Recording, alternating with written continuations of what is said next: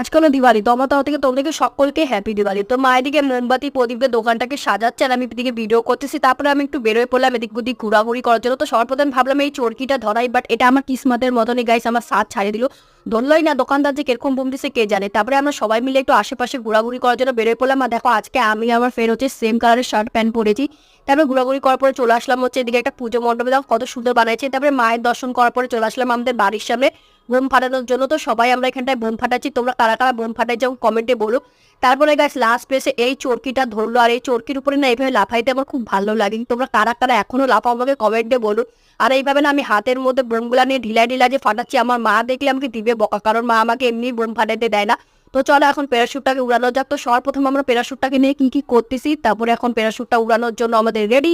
দেখো গাছ কত সুন্দর লাগতেছে। তো এই গেল গাইস আমাদের প্যারাশুট উইরে, কি সুন্দর লাগতেছে না। তো আজকে ব্লগটা এগুলো ছিল। থ্যাংক ফর ওয়াচিং, সাবস্ক্রাইব আর লাইক।